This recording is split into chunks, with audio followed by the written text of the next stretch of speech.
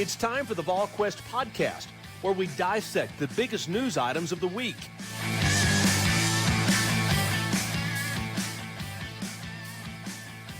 Good Tuesday, everyone. Welcome to the Smoky Mountain Organics Volquest.com podcast. Glad to have you along on this Tuesday. Remember our friends at Smoky Mountain Organics, 4 locations to serve you. That's Gatlinburg, Pigeon Forge, Sevierville, and of course they have the location in Knoxville that is just down from Westtown Mall, right across from Trader Joe's. That is at 8018 Kingston Pike. And of course you can shop online at SmokyMountainOrganics.com. Smoky Mountain Organics, East Tennessee's most trusted health and wellness store. With Austin Price and Rob Lewis, I'm Brent Hubbs. Glad to have you along with us on this Tuesday. There's several things to get discussions about in regards to football and basketball, transfer portal, and the deadline dates and all those things to get into. But the most captivating story in Tennessee athletics right now, and guys, I think it's going to be this way for the next couple of months, the Tennessee baseball team has a 6-game lead in the SEC East and a 5-game lead overall in the SEC. Rob, I don't care what sport you're in. It's not commonplace to see this kind of dominance in a sport in the conference where it just means more. It's been crazy, and especially at this. I mean, I know they're coming off a great year last year, but I mean, they are not a traditional powerhouse in a conference that has a bunch of programs that have traditionally been among the best in the country. And what Coach Vitello has done, in flipping that thing upside down. I mean, everything you say is redundant now, but it's just been really impressive to watch. I mean, the level of interest that he's generated with the success that they've had, I never thought I would see it, Humber. I mean, I'm amazed all the time at how much, how invested fans are in it, how interested fans are in it. I would have never guessed that Tennessee baseball would be what it is this week right now. Yeah, clamoring for a winner. I mean, it's why if football ever gets back, this place will be, it'll be unbelievable. But anybody that saw this coming is a liar. Like, I think everybody saw that they were going to be good, but 3 first-year pitchers, Tidwell on the shelf for the first part of the season. They're replacing several key pieces off last year's team, and they insert guys, like Trey Lipscomb, who has just, just golf moonshot after golf moonshot. Was he 15, 16 home runs now in the year, over 60 RBIs, just continually what they've gotten out of, Jarrell Ortega, what they're getting, even like, I know some schools are running on them, but I mean, what they're getting out of catcher, from Evan Russell, who's never played the position, just as impressive. So again, I think everybody knew they would be good. Nobody thought they would be this, though. And to me, it's just the pitching. It's 3 first-year guys, a transfer, and 2 true freshmen that have come in and just been unbelievable. And then when one of them has to miss, old faithful from last year, Blade Tidwell steps in and gives you an unbelievably good outing on Saturday down in Florida. Yeah, I mean, the pitching is the separator. There's no question. I mean, Tennessee can hit for power. They've got the ability to score runs. But I mean, we talked about it a couple of years ago when Vanderbilt had Leiter and Rocker, and nobody, people talked about you just don't see 2 first-round draft picks necessarily on a weekend like that. And Tennessee's trotting out maybe 3 of them, and they got a guy who's not in the regular rotation right now who might be their 4th. It was supposed to be their Friday starter. Yeah. So it is crazy what they've gotten done there. And I'm not disagreeing with you, Austin, because I think I agree 100%, but I think there's a little more to it. I think you would agree with that as well. Tennessee fans are clamoring for a winner. We all know that. So any sport that wins, Tennessee fans are going to be all in on. But you also got to give a little credit to the program and to Tony Vitello. Yeah, the personalities. His accessibility, his personality, the atmosphere they've created. I mean, it is kind of amazing that they've made it a cool thing for students, Rob. It's a cool thing for a family of 4. It's a cool thing for a high-level donor to hang out on the porch. I mean, it truly is a situation where it's kind of a cool thing for all walks of life. That's why I joke that Tony Vitello is a man of the people. That's helped create the excitement along with winning. Look, if they're not winning, you don't have the excitement. I think we all acknowledge that. But you also can enhance that excitement, which I think Vitello and his program have done. By the way, they have interacted with people and the accessibility that they have. Yeah, but I mean, I think the atmosphere. If you go over there, I mean, you just mentioned, donors are love to get out on the porch. I mean, you get a chance to maybe, if you're lucky, hang out and rub shoulders with Austin Price on a random Saturday night, perhaps. But it's just fun. I mean, it's fun in a way. It's just different. I mean, it's outdoors. It's almost like a county fair type atmosphere over there. And you're right. I mean, if they were a 500 ball club in the SEC, it would not be the same. But the fact that you get to, you go over there and you're rooting on the number one team in the country, it's just, again, like I said, I just never would have envisioned Tennessee baseball. I mean, it's a tough ticket, Hubbard. I mean, do you ever think that would be the case? No, I mean, this weekend it'll be a crazy ticket. And I'll be honest, when we made a decision, I made a decision, with the site to cover it. I thought, that there would be some interest there, but I didn't think it was going to be this. I mean, I didn't think that fans were going to be. And it's not just Knoxville fans. It's Chattanooga. It's the mid-state. I mean, you're seeing radio affiliates being added. And again, that's because you're winning, but it's also because Tony Vitello's been on 104.5 The Zone in Nashville on a regular basis. He does regular media stuff across the state when he can. And his players and his program have been certainly out there and been accessible. I never dreamed I would see a day where somebody asked on the GQ, what's Tennessee's magic number for clinching? What is their magic number down for? And Austin, I'm disappointed we're not doing photos for price for charity for like $2 or $3 a photo out on the porch. So that's a great way to give back to the community, Austin, when you're out there. I've heard, Hubbard. Everybody asks for pictures. I can't confirm. I heard you might be in a dunk tank out there Saturday. Austin's not going to be in a dunk tank. I can promise you that. That's for sure. Austin, a man of the people, no doubt about that. Tennessee and Auburn taking on, getting squared away on this weekend. What should be a great series for Tennessee baseball. And maybe the easiest money Danny White can raise right now is for Lindsey Nelson Stadium. Even though they've got the approval for the state, it won't take Austin. It wouldn't take many phone calls to raise some more money for baseball with where that program's at, where it's going right now. Might be the easiest gift to get for the Tennessee athletics department. Well, again, people love to be associated with the winner. Yep. Tony is a man of the people. People just gravitate towards his bravado, this team's bravado. It's hard to imagine that, that wouldn't be anything but what it is. And that is an easy layup. I said this when we were talking about NIL on, and it's not NIL, but it's the same principles. When we're talking on Sunday night, on the GQ about NIL right now, if you're asking me what people are going to give for, people are going to give for football, because football is always going to be football. And they're giving for baseball because the things we just outlined with Tony. It's nothing for people to make a call to the Tennessee Fund or to aspire and say, hey, we want to be a part of the giving for baseball. We want to be a part of the giving for baseball. We love Coach Vitello. That's happening routinely. And another part of that, I think, is in baseball, a little goes a long way. That's exactly right. That's where I was going next. I mean, you don't have to. I mean, it's not every kid's getting a big deal, big, huge, amount of money. But what people I don't think people understand is like Evan Russell has paid money to play baseball at the University of Tennessee because he's not been on a full scholarship.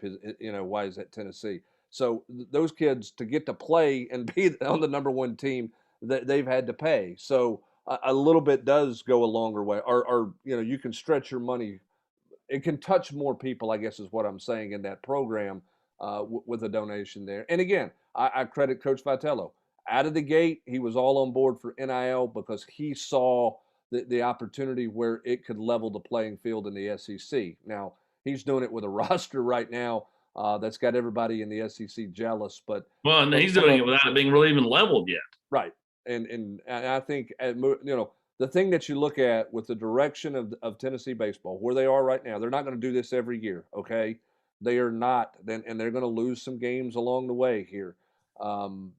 But the direction this program is going, the excitement that's going to happen with the stadium, the help that the NIL stuff that's going to be out there, I think it's pretty safe to say that Tennessee baseball is not going away in the SEC, and this is not a flash in the pan for what they're doing. I think a lot of fans are enjoying the heck out of it and going to enjoy it this weekend. Looks like the weather's going to be good on a tough Friday night ticket, Saturday night, and Sunday as well before Tennessee gets into those Thursday, Friday, Saturday series to wrap up the regular season and get ready moving forward. Here's the crazy thing.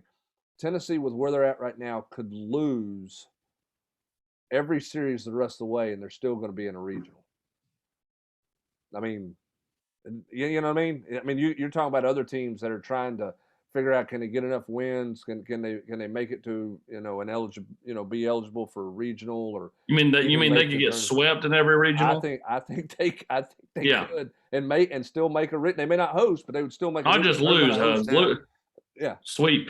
yeah, they're not. That's not going to happen for them. That where they're at right now. And again, I was impressed with them this weekend. I thought this weekend was as impressive as they have been because I thought Florida played well and pitched really well. They won in a bunch of different ways, and obviously the big rally in the ninth on Sunday. But they were dominant on Saturday in a low-scoring game, and then obviously had the big Friday night win as well. So a nice weekend for them for sure. And they're back at it at home. We've got plenty of baseball coverage. If you didn't get a chance to listen to Extra Innings yet with Chase Dolander, I encourage you to do that. Ben McKee had that. And tip of the cap to Ben. Great coverage this weekend in games for Florida. He'll continue to have that for you the rest of the way. Let's talk about the Tennessee football program, the Tennessee football team. They are finishing up in the weight room with some stuff. Then final exams coming up here in another week. Going to finish that out. They'll get a couple of weeks off. Austin, you got about 4 days left, I guess, to go into the portal, 5 days left, something like that potentially go in the portal. Schools, on your roster or other guys you might be interested in. You had a couple of notes on Monday about some new names that maybe Tennessee could be a factor with in the portal, one on offense, one on defense. What's the latest there? Well, I mean, Tennessee's looks like they're going to host Marquis Irving, the running back from Minnesota, coming up this weekend. Had about 700 yards, 699 the freshman year. About 200 pounds, 5'10". A guy that, has some wiggle, catches the ball well out of the backfield, and a guy that Jerry Mack likes a lot. We'll see. He visited USC last weekend. But, obviously if he gets here, then that gives Tennessee a real shot to leave an impression and potentially land him. And then, Andre Turntine, went to the portal on Monday, and I'd expect a decision, from him fairly quick. Tennessee, I think, is going to be a major player there. They weren't a player coming out of high school. His previous staff just didn't think he ran well enough. But looks like, the staff's going to definitely make him a priority. And, I know he got several phone calls on Monday from different schools in the Big Ten, the SEC, the Big 12, the ACC. And so I think those will go for naught. I think Tennessee's got a real shot to get good news here. All right, back at the running back spot. They're not taking a running back. They would have to take the right running back. They're not absolutely taking a running back, correct? Or that's do you correct. Think they're going to take one regardless? No, I think that's right. I think that they're going to take if they're going to take one, they're going to take one that they feel like can help them. And I know when Marquis went into the portal, he was someone that that caught Tennessee's eye. As soon as his name went across the portal wire, and so I think that Jerry Mack has kind of slowly worked on that one, and Marquis has not been a quick decision maker, and so that's probably helped Tennessee a little bit, and they've kind of clawed their way into it, and we'll see if he indeed does make it to campus this weekend like he's supposed to be, how that plays. As for Daryl Jackson, doesn't look like he's going to end up here. Visited Miami last weekend officially, was supposed to visit Tennessee this weekend, but it looks like he's going to visit Florida, and that looks like a Florida-Miami battle. Not a huge surprise there. He obviously liked Tennessee coming out of high school, committed, helped Tennessee. Then, of course, Tennessee, moved on with the previous staff. But I think a lot of influences around him, Austin, were about coming back home, coming back to being closer to home, being in the state. Yeah. I thought one of the Florida schools was always going to be tough for Tennessee to beat out but because there was going to be a lot of influence around him wanting him closer to home. At least that was my read on it. Yeah, that's right. I mean, like they just, the people around him staying back closer to home. I don't think he was ever going to end up at FSU. I think he needed to be a little bit further away from home since he's from Tallahassee, but being in state, I think was a big deal. The people closest to Daryl. All right. James Robinson leaves the program. Not a surprise there. It feels like it's going to be pretty quiet to the finish line here for the transfer portal for this current roster. I know Tyus Fields, that's no, he was earlier on. That's no surprise there. But it feels like this thing may be pretty quiet for Tennessee's roster down the stretch here the last few days. Yeah, I mean, I could see them add one more between now and the end of the week. But nobody else leaving is what I was getting at. I asked that point. No, I mean, I think I could see one more going between now and the end of the week. Okay, so maybe a little more movement.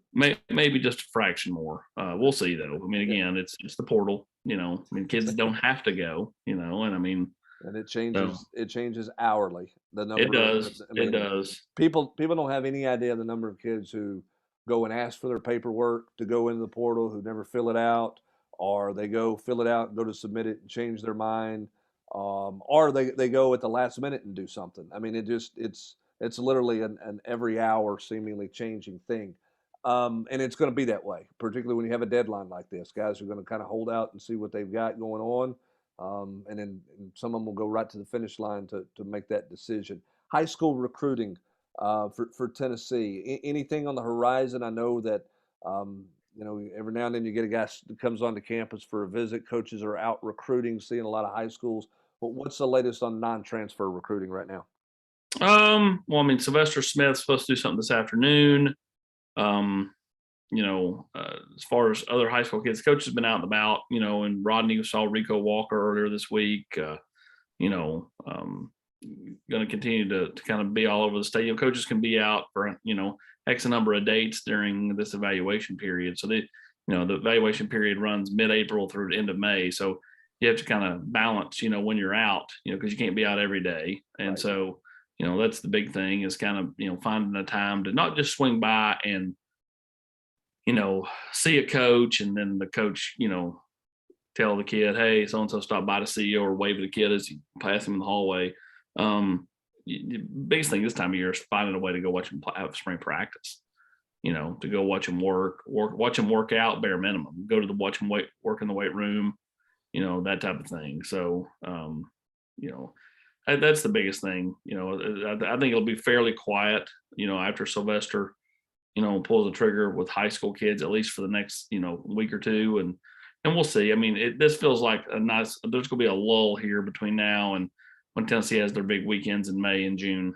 Right. The big end of the month weekend in May that's coming up. And then obviously camps in June. Tennessee did offer the Owens kid from Alcoa, who's a 25. Yeah. I know that's a ways away. What do you like about him, Austin? You've seen him since he was in middle school. So what do you know about him?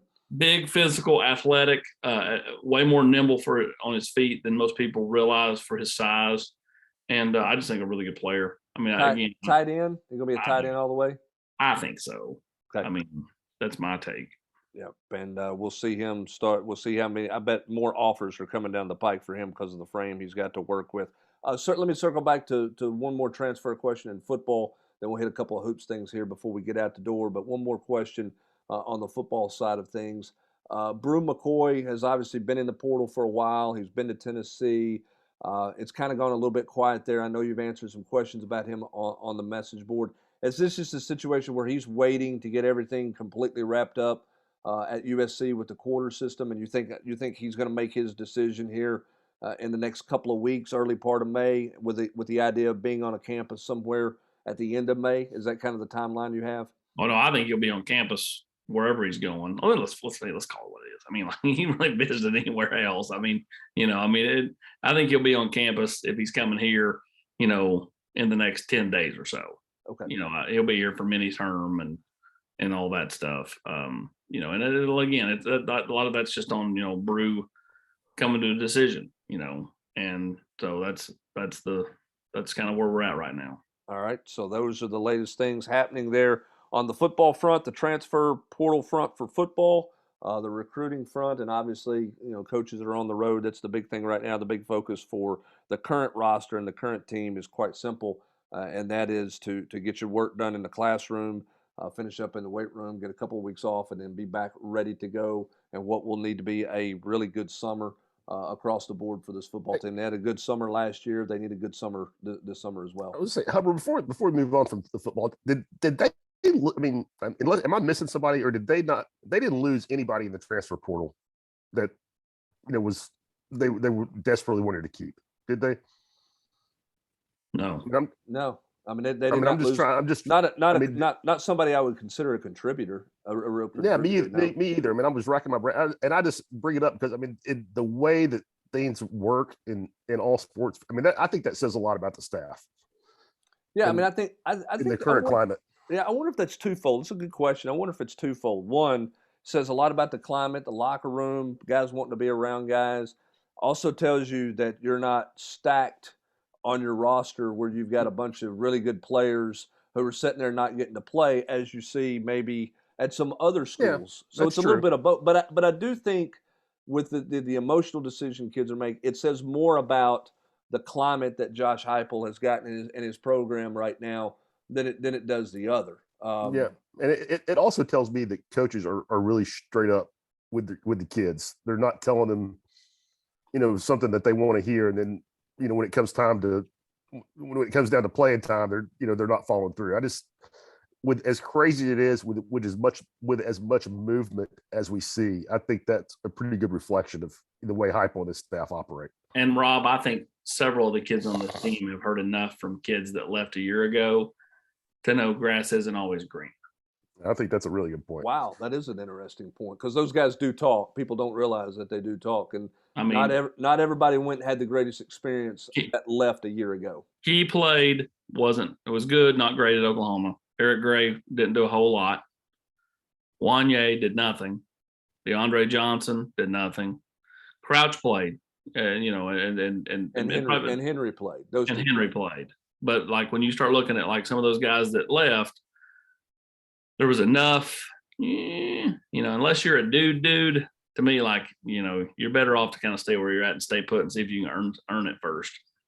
And you wonder over time if that doesn't slow the portal down in some way, or do you think there's always going to be a mentality that the grass is greener on the other side?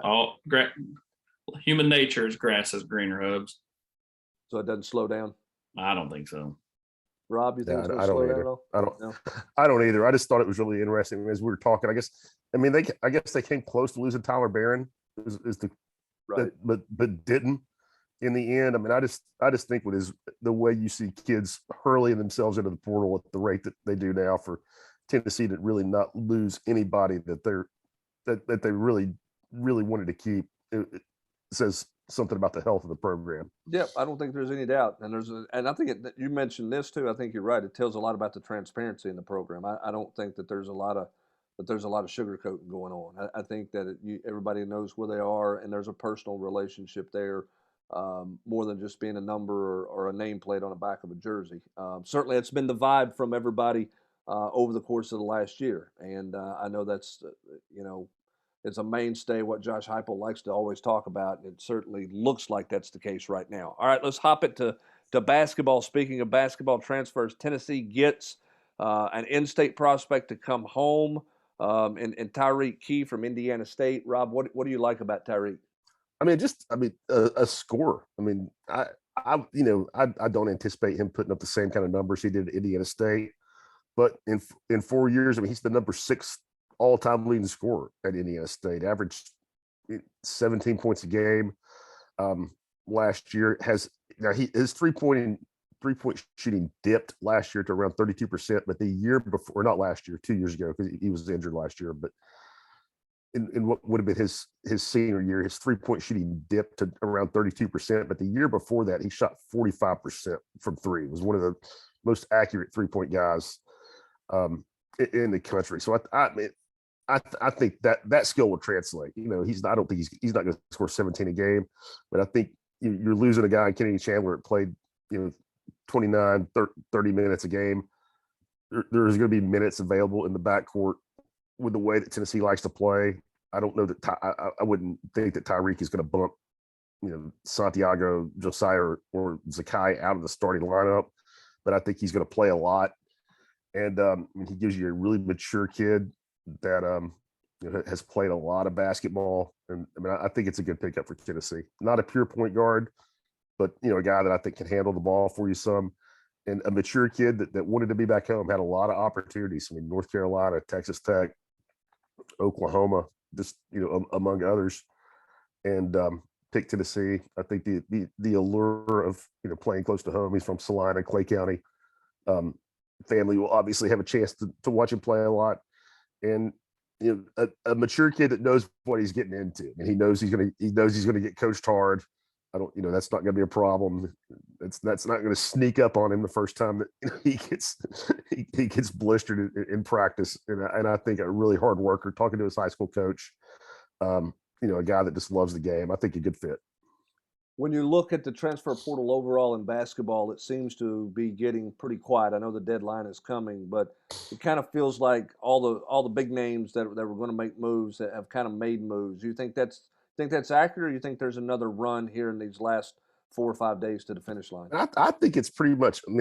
I could be wrong, but you've got less than a week to go now, and I think kids that were going have made that decision. They want to take visits. They want to get somewhere for mini term, for summer school. I'll be surprised if we see a late flurry of activity. And it'll be interesting to see where Rick Barnes and his staff go for the remaining spots. What do you think's up next for this current roster? What's the? They've got to finish the final exams and everything, but then kind of how does their calendar work? Are they off for May and then back in for all the individualized summer work? They're technically off for May, but almost nobody leaves anymore. Very, very. Maybe here and there, but nobody's taking 3 weeks off. Somebody may go home for a long weekend or 4 or 5 days or something, but nobody, we're in this day and age, nobody leaves for all of May, and there will be coaches and, people around. They can't technically do all the all season stuff in May, but it's not just time out, turn the lights out and get out until June. Obviously there's a lot of draft work going on right now, and a lot of people looking at those types of things. Feels like, nothing, Santi's, I know he's exploring all those options, but doesn't even feel like Josiah's necessarily exploring all those. Yeah, options. which surprises me. I really thought that Joe would, and maybe he is and just hasn't announced it. And that wouldn't surpwith him either. It's not his style. That wouldn't surprise me either if he did that and just was not telling anybody. But with Santi, I think it's good. I know Coach encouraged him. It's not any kind of controversial thing. Coach is like, you need to go out there and see what they think of you, see what's out there, what they tell you need to work on. Because I don't know that Santi's going to play the NBA, but I bet he's going to be playing somewhere for a paycheck for several years. Sure. After college, and I think this experience would be good for him. There's no mystery about Kennedy coming back, but just if you're into the mock drafts, you're seeing more and more. It's this narrative from some people that he made a horrible decision is looking less accurate. He's popping up a lot of places, and it seems like you never know exactly what's going to happen, but it seems like he's a pretty surefire first rounder now, somewhere probably in the early mid-20s. Yep, and he'll have a chance to work out and improve his stock, but obviously his stock could fall a little bit as well. We saw that, I guess, a little bit with Keon Johnson a year ago, that maybe he didn't go as high as initially thought. So we'll see how all the workouts go there. But his stock seems to be rising. That Kennedy Chandler stock seems to be rising. And we'll see where Rick Barnes is with this roster and how he fills things out in the coming weeks and months, and exactly what this roster looks like. So we'll have all that covered for you, and we'll continue full coverage of Tennessee basketball, Tennessee football, and certainly the number 1 ranked Tennessee baseball team as well. That's going to do it for this edition of the Tuesday version of the Volquest.com podcast, presented by our good friends at Smoky Mountain Organics. For Rob Lewis and Austin Price, I'm Brent Hubbs. Thanks for joining us. Have a great rest of your Tuesday, everybody.